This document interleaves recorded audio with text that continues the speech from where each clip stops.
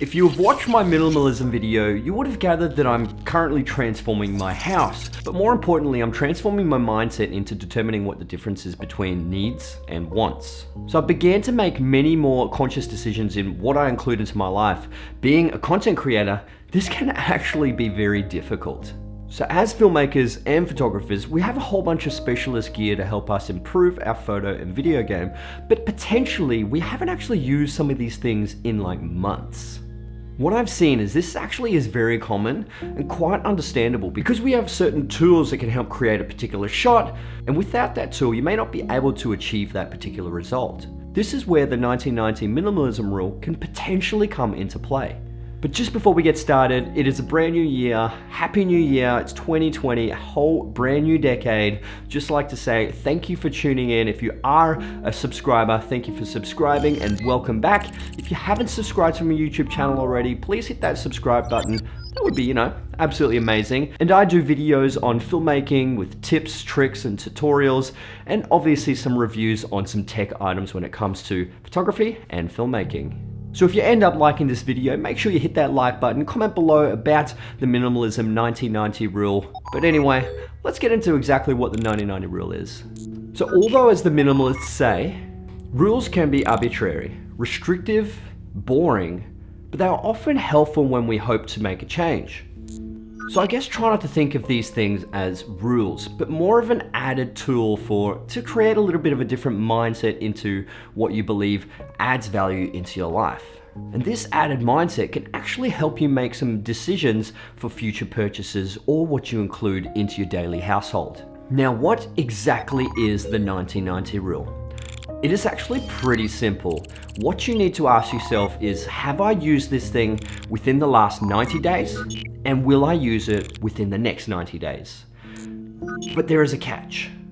We have a whole bunch of things that we potentially think we actually need, but we don't actually need. This is what we need to determine what we need to get rid of and what we need to keep around in our lives. And the thing is, we often hold on to things, well, just in case. We don't let go because we might need something in some far off, non-existent hypothetical future. We pack too much stuff in the remotest chance that we might actually need something for trips or vacations. Well, we needn't hold on to things, well, just in case. The one thing is we rarely use those just in case items. They generally just sit there, take up space, and gather dust. Instead, if we remove the just in case items out of our lives, we can get them out of the way and just free up a whole bunch of space that they consume. And as you can see, I've actually made a few changes around in this studio. I've made it very minimalistic. So I've pretty much gone to the hardware store, I've bought a whole bunch of wooden materials, and I've created a whole bunch of bench space so I can store everything nice and neatly and just free up a whole bunch of space in this room. It was very cluttered and there was just too many items in this room. I've got the pretty much necessities that I need when it comes to filmmaking and photography. And obviously the business side as well, there is just enough table there so I can do some added work. Just don't get enough of me.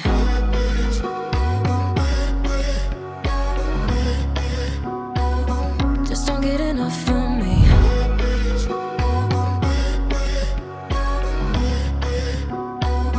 Just don't get enough of me.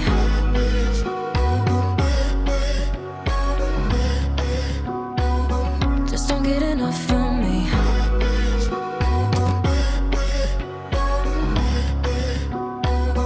Just don't get enough of me. The great thing about building stuff yourself is that you're able to customize a whole bunch of bench space and you're able to customize everything that you want in this room the way you want it. But the main thing that I did to clean up this room is I actually applied the 30-day minimalism challenge. Now this allowed me to clean up a whole bunch of useless items that I didn't actually need. Now, applying the 90-90 rule is one thing I actually thought about, because I thought, hey, well, have I used this in the last 90 days? And potentially will I use it in the next 90 days? So there were a whole bunch of items that were literally just sitting there because just in case I might have needed it for the future, but I hadn't actually used some of these items, and it was just good to get rid of them out of my space. I want you to think about the 90-90 rule. Have you used that item within the last 90 days, and will you use it within the next 90 days? If you haven't, try and sell those items first so you can at least get some money back from it. If not, donate, give it away.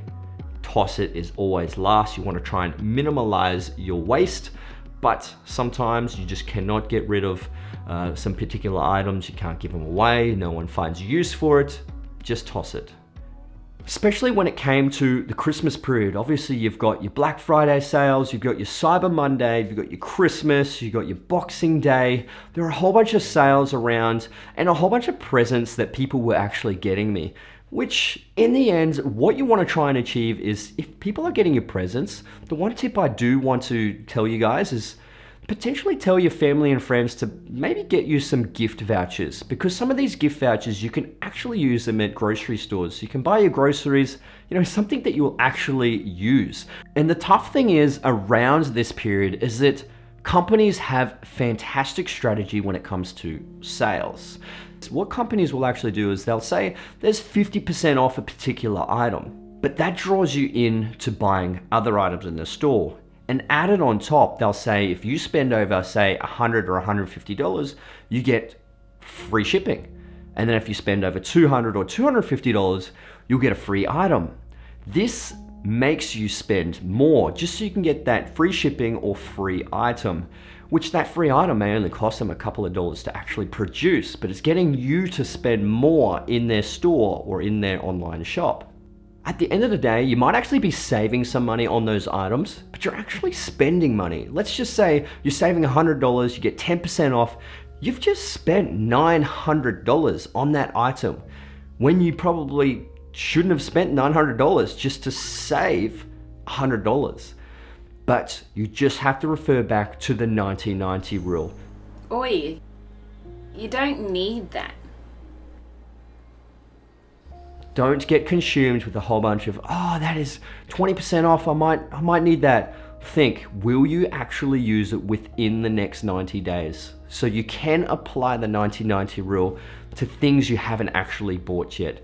You just really need to establish, will I use this within the next 90 days? Tell yourself that over and over again and just reassess. And then if you may use it over the next 90 days, how many times will you actually use it? Just be sure that you're not going to be using it once and it's going to sit there and gather dust, like my camera slider. I used it once and it sits there and gathers dust. I'm a culprit. We all do it. We've all made mistakes, but we learn from our mistakes. That is probably one of the main key factors about being human, is that we make mistakes, but you just got to learn from those mistakes. So I guess in 2020, I really hate to say it, New Year's resolutions. I don't like to say New Year's resolutions. I like to say goal setting, because I tend to goal set on a quarterly basis. I tend to goal set when I need new goals. When I've achieved a goal, I create another goal. I always goal set, and I do recommend sit down and write a whole bunch of goals that you want to achieve. And then what you want to actually do is start planning on how you're going to achieve it. This is a whole nother video. Goal setting is extremely important for content creators and also for everyday living. Everyone needs to have some form of goal, whether it is going on a vacation or visiting a new location or buying a new camera for a particular reason, or filming something, or skydiving. Whatever it is, creating yourself a goal and working out how you're going to achieve it is extremely important. So don't forget, minimalism is more about the mindset. It's not about restrictions. It is exactly what you want to try and have in your life that may actually be potentially beneficial or give you some form of value. So anyway, guys, I hope you enjoyed this video. Please hit that like button if you did. Comment below if you have tried the 90-90 rule, or If you're a minimalist, comment below. I'd like to hear your story. Anyway, subscribe to my YouTube channel if you already haven't. Hit that bell notification so you can be notified when my next videos come out. Guys, my name's Jason Morris, and happy 2020, happy new year. Set those goals, and I'll see you guys in the next video. All right, let's get it. Just don't get enough of me.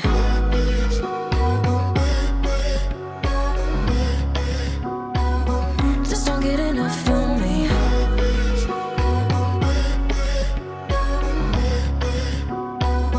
Just don't get enough of me.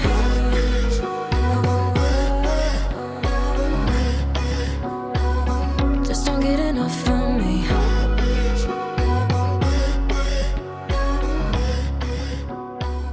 Just don't get enough of me. Wanna go back in time when everything seems so clear, and when the problems we carried weren't even problems at all. Just don't get enough of me.